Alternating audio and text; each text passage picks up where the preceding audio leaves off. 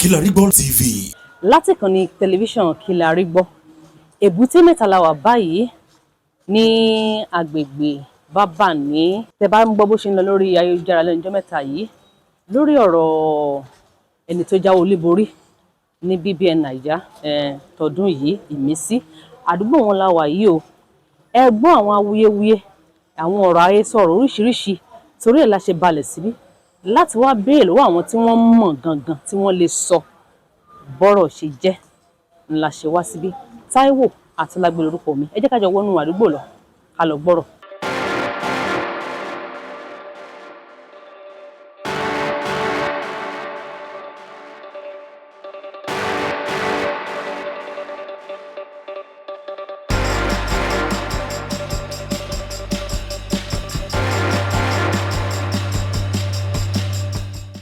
Bábàní la ṣe wá o, àdúgbò Bábàní, èbúté mẹ́ta. A sọ wípé kí ni o, torí Imisi'S òun náà la ṣe wá síbí. Àwọn màmá Imisi'S ládùúgbò tí wọ́n mọ̀ ọ́ bí ẹni mowó, ara wọn wọ́n wà lórí ìjókòó tí wọ́n fẹ́ sọ nǹkan tí wọ́n mọ̀ nípa ọmọ yẹn ládùúgbò yìí. Wọ́n mi ẹ kú káàsán o. Ẹ káàsán máa o. Ẹ kú ọ̀rọ̀ ọmọ o. Yes ma. Wọ́n sọ pé Imisi'S. Èyí mọ̀ Imisi'S dáadáa. Báwo lẹ ṣe mọ̀ sí? Imisi'S Olúwa Ọpẹ́yẹmí. Ọpẹ́yẹmí làwa máa ń pè é. Èmi especially Ọpẹ́yẹmí ni mo máa ń pè. Ọwọ́ tèmi orúkọ orú àwa báyìí náà bí Imisi'S sí. Mo mọ bàbá mi sí. In fact, mo mọ family wọn dáadáa. The Àyànwálé family. Mo mọ wọn dáadáa, mo close mọ wọn. Ọmọ dáadáa ni Imisi'S o. She's a fighter. She's a soldier. She's a winner that refused to quit. She's an hustler. Ọmọ dáadáa ni o. Èmi mo pẹ̀ lára àwọn tó máa ń boost morale. Even when the going was rough growing up. Èmi gan ti gbàgbé scenario yẹn. But she made mention it to somebody recently. Wípé ó dárúkọ mi fún wọn pé kán wá bá mi. That was on Monday. Pé njọ́ tí màmá ń jáun sí òwò tó nà òun. Pé mo pè òun bí ọgbọ́n tó God giving talent tèmi dẹ̀ nìyẹn. Tí n bá rá àwọn ọmọ bóyá wọn ṣe dáadáa, mo kàn gbọ́ kí wọ́n nípa wọn. Even àwọn tó ń ṣe dáadáa gan, I give them morale, give them courage so that they can do better. Because I know that tó bá dáa fún wọn, they will give back to the society. And they will help their family. But Imisi'S Olúwa ọmọ dáadáa ni. Ó láwọn ọ̀rẹ́ nínú ṣọ́ọ̀pù tèmi, tailor lèmi, sí mistress. Ó ní àwọn ọ̀rẹ́ tó jẹ́ pé age group ni wọ́n.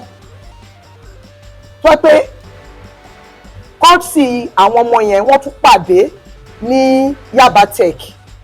Gbà máa sọ pé mọ́mì mo fẹ́ wá kọ́ṣẹ́ yìí, mo ní bẹ́ẹ̀ ni. It's good tó bá kọ́ṣẹ́ ọwọ́, kò sí ní tó bad. Ó tún máa boost education ẹni. I know she have a rough time, bad experience growing up, but me I always tell her pé ibi ìbẹ̀rẹ̀ kọ́ ló níṣẹ́, bí kò ṣe ẹni tó bá forí tì dé òpin òun la máa gbàlà. But inú mi dùn fún Imisi'S lẹ́nu wípé ó ti lálùyọ pé bójú ẹ̀ ṣe wí iná tó pẹ̀lú gbogbo ìrírí tó rí, torí ìrírí tó rí yẹn ó ju ọjọ́ orí ẹ̀ lọ. Ó ju ọjọ́ orí ẹ̀ lọ. Àwa náà rí ìrírí tó ju ọjọ́ orí wa lọ, ṣùgbọ́n èmi jẹ́ kó build èmi ni. To be a better woman, to be a better person for myself, for God, and for the people around me. Lára àwọn ìrírí yẹn mọ́mì, ẹ sọ̀kan lẹ́ẹ̀kan pé wọ́n màmá yẹn nà ó já sí òwò. Kí ló ṣẹlẹ̀ ṣù? Ó bá wí nínú ilé. Mama wọn, she's somebody that èmi máa ń, mo máa ń rí behaviours ẹ̀ ní neighborhood. Èmi gan ti pé mo ti bá sọ̀rọ̀ kó calm down. Abiyamọ máa ń calm down ni. Èèyàn ń fi ariwo wo ariwo. Èèyàn ń fi ariwo wo ariwo. Èèyàn máa ń calm down láti bá ọmọ ẹ̀ sọ̀rọ̀ ni. Èèyàn ń kọ́ ọmọ ẹ̀ síta bí ọmọ ọjọ́ mẹ́jọ. Kò sọ ọmọ tó pé oníkálukú àdúrà lèèyàn fi ń tì nídìí. Tó bá bá wọn wí pé èèyàn wá mọ́ ọmọ ẹ̀ wá sí gbangba. Ó wá máa ṣe yamayama pẹ̀lú ẹ̀ níta. So ìyẹn ni mo lè rí sọ. nípa ọ̀rọ̀ ìmísí ṣùgbọ́n gbogbo ẹ̀ n tẹ́bi kan máa sọ fún society ni pé Imisi is a good girl o ọmọ dáadáa ni ọmọ dáadáa ọmọ tàbí tó túnra ẹ̀bí tí ò jẹ́ kí life experience kó redefine òun for bad yes so whoever tó bá fẹ́ associate mọ́ Imisi ẹ má bẹ̀rù rárá ẹ fi ọkàn yín balẹ̀ ọmọ tó ní abẹ́rẹ́ ní òwú nídìí ó ní àwọn èèyàn tó dá lára ìgbà míì èèyàn máa ń tara bí arò bí ẹ̀ jáde tó pé wọ́n lè má ní relationship ó bó ṣe wọ Ọlọ́run ló ń ṣọlá a support pé kó má ṣe dáadáa fún màmí ó máa tọ́jú màmí ẹ̀ bọ̀ kí màmí ẹ̀ kó ní sùúrù púpọ̀ àní fọwọ́ ara wa ṣera wa àní kọ́lé tán àbí kọ́lọ̀ ń kọ́lé fún wa tán ká wá fi ọwọ́ ara wa ká fi owó palẹ̀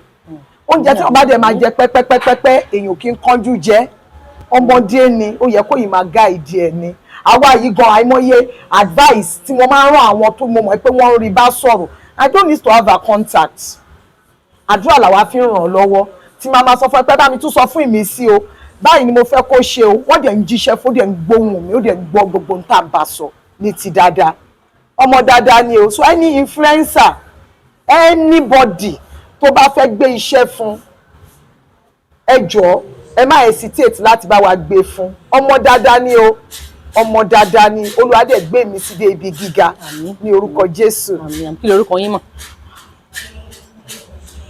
Orúkọ tèmi ni sista náà máa ń pè mí sista náà máa ní gbogbo wọn mọ̀ mí sí ládùúgbò tí mo wà sista màmá àbèjì mo ń ṣe tailor ní bàbá ni mo mọ àwọn àyàn wálé dáadáa mo mọ mọ́mì mi sí mo mọ bàbá mi sí kó tó dolóògbé àbúrò ló jẹ́ sáwàyí mo mọ grandma ẹ̀ gbogbo àwọn uncles ẹ̀ àwọn sisters ẹ̀ gbogbo wọn ni mo mọ̀ dáadáa ládùúgbò yìí dáadáa.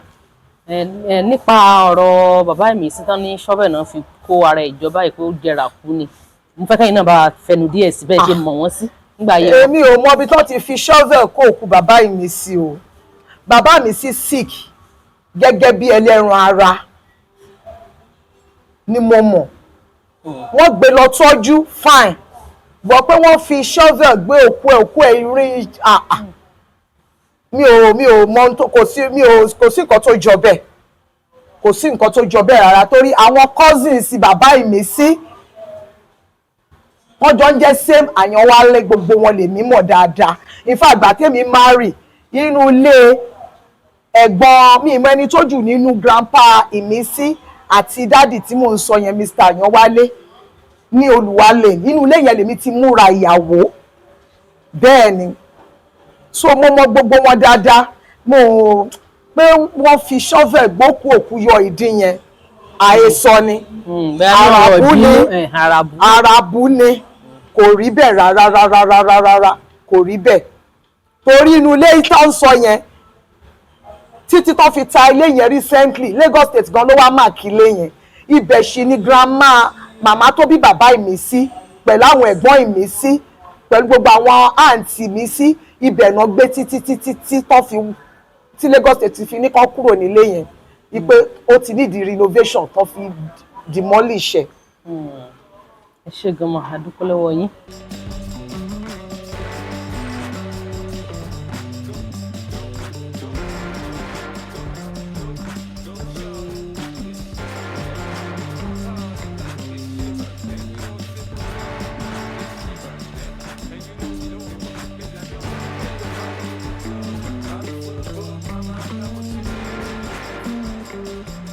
ilé àtọ̀nà ẹnì kọ̀ọ̀kan wa tó ń wò mí ilé àtọ̀nà inú ò ní dà èmi kàn fẹ́ ran mọ́mì mi sí mo fẹ́ bẹ̀ kó jọ nítorí Ọlọ́run kó sinmi kó jọ nítorí Ọlọ́run abiyamọ kì í ṣe bẹ́ẹ̀ o inú ilé èèyàn nìyẹn ti ń jẹ́ èkúté onídodo o òun fẹ́ da rẹ̀ síta ọmọ olóògbẹ́bọ gbẹ́vìtì nítorí ẹ̀ ẹbọ àti gbogbo ẹ̀ tó gbé náà ṣùgbọ́n kó gbé kó fi nífẹ̀ẹ́ ni kó ṣe pé máa tún wá gbé sórí afẹ́fẹ́ èmi bẹ́ẹ̀ ni o mo rẹ̀ ni o ọ̀rọ̀ tèmi sọ kó máa kùn ẹ́ lára o ó kúkú mọ̀ pé màá ti ẹni mímọ̀ ní wá ajẹ̀tìmọ̀ra ó ti ṣe díẹ̀ èmi bẹ́ẹ̀ ni kò jọ nítorí Ọlọ́run má bá àyàn àjọmọ̀ yìí jẹ́ ẹni tó ti lóògbò ni tí kò bá lọ bí bọ́ọ̀dì ó máa jẹun náà tó bá mọ tó jẹ́ kùnà ó pọ̀ tó bí gbogbo ló máa ṣe oríire kó ṣe pé mi sí yìí nìkan ló fẹ́ ṣe oríire àwọn tó kú màmá làwọn máa lù ọmọ tún láyé dẹ́gbẹ́ eyín ọkọ̀ ṣoṣo ló lọ lóṣoríire ló fẹ́ ṣìṣe báyìí kọ́ ló má yẹ kó ṣiṣẹ́ o èmi bẹ́ẹ̀ ni o mo fọlọ́run bẹ́ẹ̀ mo fi gbogbo nàìjíríà yìí mo fi bẹ́ẹ̀ mo fi gbogbo ẹni tó dá ayé tó ní ọ̀run tó ní òkè àti ìsàlẹ̀ mo fi bẹ́ẹ̀ jọ tó rọ lọ́n sí mi báyìí sí mi má gbọ́mọ yẹn lọ sórí ibì kankan mọ́ jọ má gbé díẹ̀ fáráyé má gbé fáráyé jọ torí ọlọ́ọ̀ mo bẹ́ẹ̀ ni jọ torí ọlọ́ọ̀ èmi bẹ́ẹ̀ ni o èmi ò lọ́wọ́ kankan tẹ́mi fẹ́ sọ mo kàn ń bẹ́ẹ̀ ni abiyamọ kì í ṣe bí àwa náà bímọ àti gẹ́gẹ́ mi fẹ́ sọ̀rọ̀ tó bá ṣe pé bóyá ní sinmi kan wò pé ibi tọ́rọ̀ yìí ń lọ ó ti ń gbé ọmọ yẹn lọ fájù jọ ń torí ọlọ́run yára mi sí jọ ń torí ọlọ́run yára mi lọ́la mo bẹ́ẹ̀ ni gbogbo nǹkan tó mí nínú ọ̀rẹ́ àti kan tó mi ọlọ́run ní fọwọ́ bàjẹ́ kan gbogbo wọn jẹ ló máa jèrè lórúkọ Jésù mo fọ ọlọ́run ọba tó lóun sìn mo fi bẹ́ẹ̀ jọ ń torí ọlọ́run yìí tó ṣe nínú ọ̀rọ̀ ọmọ yẹn tó má lọ bì kankan mọ́ sí mi fọwọ́ lẹ́rán kó máa wò ọmọ yìí ò lóhùn ṣe kankan fún ẹ fọwọ́ lẹ́rán kó máa wò má rojọ́ má sọ̀rọ̀ má gbọ́ mọ́ àwọn èèyàn àwọn tó ń ti ẹ̀yìn ìdílé wọn tí wọ́n wọ́ sí o wọn ò ní sọ fún ẹ mo fọlọ́run bẹ̀ má tẹ̀lé ọ̀rọ̀ èèyàn o tó bá ṣe wù ẹ́ tó bá kọjú iṣẹ́ kó ta o tó bá kọjú iṣẹ́ kó ta tó bá kù wọ nìkan tó wà rẹ̀ pa kó tẹ́mi kan fẹ́ sọ nínú ọ̀rọ̀ yẹn ni. orúkọ tí mi ni Mrs. Sáré aládùúgbò Imisi ni mí so mo mọ̀ ní àdúgbò ó máa ń kọjá so ìgbà tàdé rí tó wọlé sí Big Brother Naija so gbogbo wa láti dìde àzábíàmọ́ kíkà support ẹ̀ tó rọ́mọ dáadáa ní àdúgbò so and that was the reason why everybody ṣe gather up pé at least in our own little way ẹ jẹ́ ká support ọmọ yìí ìdí tá a ṣe come up with Amala Sports nìyẹn pé when you vote for Imisi you are free to take one plate of amala so ìdí tá a ṣe ṣàmàlà fún nìyẹn nígbà yẹn so inú wa dẹ̀ dùn pé gbogbo effort wa ìjà sí ẹ̀sán pé Ọlọ́run padà crown effort wa so nígbà tí gbogbo rògbòdìyàn tí mọ́mí ẹ̀ wá ṣẹlẹ̀ ìdí ni tí gbogbo ará àdúgbò ṣe dìde pé náà adúrú ìgbìyànjú àwọn èèyàn pé láti gbé ọmọ yìí débi gíga kò wá ní dáa kó tó wá jẹ́ ìyẹ́ ẹ̀ gangan ló máa tó wá fa reason why tí ìrìn àjò máa fi wá sẹ́yìn so a dẹ̀ dúpẹ́ lọ́wọ́ gbogbo àwọn ọmọ Nàìjíríà pátá àti àwọn abiyamọ tó bá a dìde sọ́rọ̀ ẹ̀ Ọlọ́run àbá a dúró ti ọmọ ẹnì kọ̀ọ̀kan wà o. Òkìlẹ̀ lè sọ nípa àmì ìjọba ní àwọn olóòjẹ́. Ọmọ dáadáa ni mí sí jẹ́jẹ́ ló máa ń lọ mo lọ́rẹ̀ẹ́ kan tó máa ń lọ ṣe makeup lọ́wọ́ ẹ̀ nígbà yẹn à ń pè é ní ìyá Korea tó máa ń ṣe makeup so ibẹ̀ lèmi ti máa ń rí most of the time so inú wa dẹ̀ dùn ọmọ dáadáa ni. Ọmọ dáadáa ni mi really mọ mọ́mì ẹ̀ lọ títí mi really mọ mọ́mì ẹ̀ bọ̀ báwọn èèyàn ṣe ń sọ àtìkú tí mo gbọ́ lẹ́nu àwọn èèyàn torí ijọ́ tí a ṣàmàlà yẹn làwọn èèyàn sọ pé àmọ́mì mi sí ni ìyá mi sí ni kíá ọmọ yìí bàbá ni ló gbé gbogbo àwọn tó mọ kékeré everybody was talking good about her. Mrs. Sáré.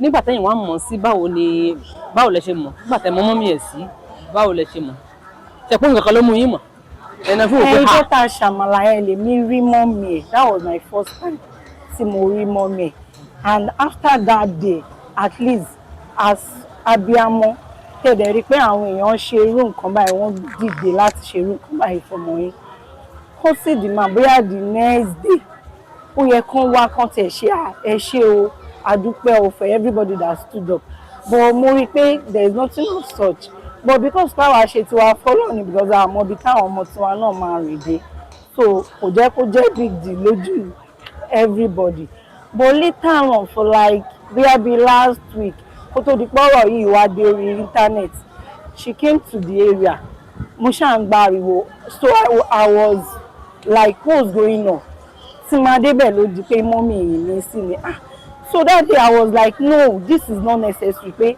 tí kinní yìí bá dé orí social media pé ó máa fa ìfàsẹ́yìn fún ọmọ Imisi kálẹ̀ mi mọ̀ pé ọ̀rọ̀ yìí máa padà dé orí social media but what will I gain from covering her that day pé nǹkan tí Imisi wá ṣe ládùúgbò ni it won't be of any good for me and it will not be of any good for Imisi that was the reason why I did not even bother to record it because wọ́n pariwo níjọ́ yẹn and I was calming her down pé ẹ má pariwo ọmọ yìí ti dánmọ ológo anybody can just video you from anywhere pé ẹ má pariwo wọ́n ní kí wọ́n máa video àwọn kan video àwọn and I paid her that day ẹni tó lè ń pariwo lé lórí I had to drag that person kí ẹ jọ̀ọ́ nítorí Ọlọ́run torí Ìmísí ẹ má jẹ́ kọ́rọ̀ yìí di ariwo débi táwọn èèyàn máa gbé káàkiri.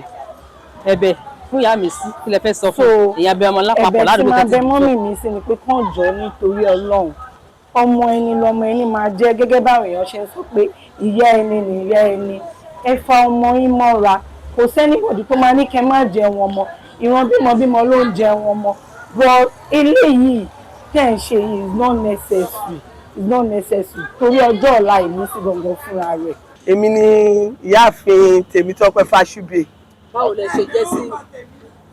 èmi jẹ́ ọ̀rẹ́ àti ìyá sí Ìmísí àti ọ̀rẹ́ ìyá Ìmísí àti ọ̀rẹ́ gbogbo fámílì Àyànwálé ṣá mo jẹ́ ọ̀rẹ́ sí wọn. nǹkan tèmi kàn sọ ni pé Ọlọ́run àbá abéṣù yìí Ọlọ́run nìkan la máa pè sọ́rọ̀ yìí a lè pe nǹkan kan sọ́rọ̀ yìí ọba tó dáyé àtọ̀run àwọn abiyamọ òde ọ̀run wọn á tọ̀run sọ̀kalẹ̀ wọn á dá sọ́rọ̀ yìí lágbára Ọlọ́run gbogbo ẹ̀ ló máa níyànjú lórúkọ Jésù àmín.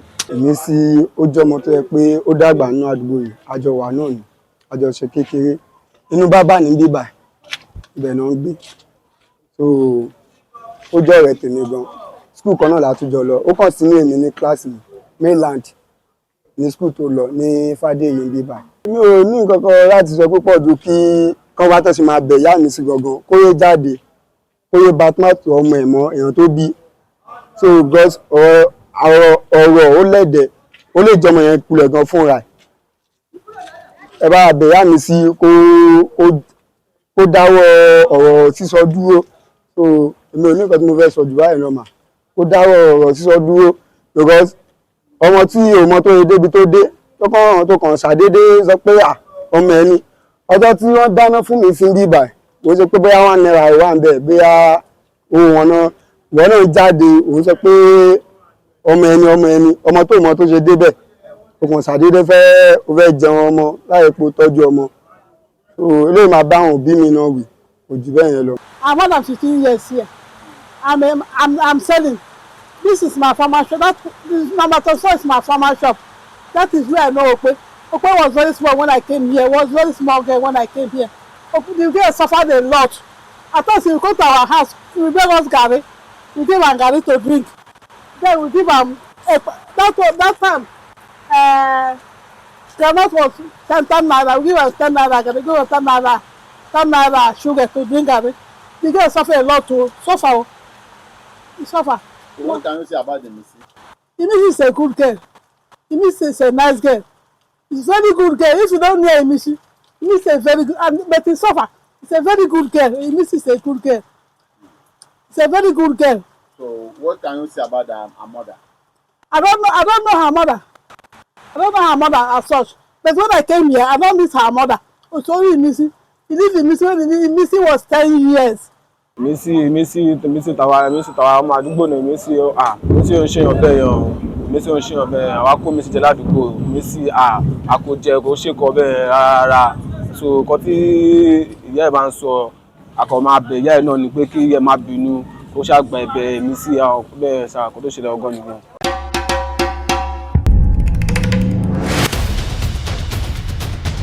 Kilarigbo TV ìkànnì amúlùdún àkọ́kọ́ tó ń gbé àṣà àti ìṣẹ̀lẹ̀ Yorùbá lárugẹ.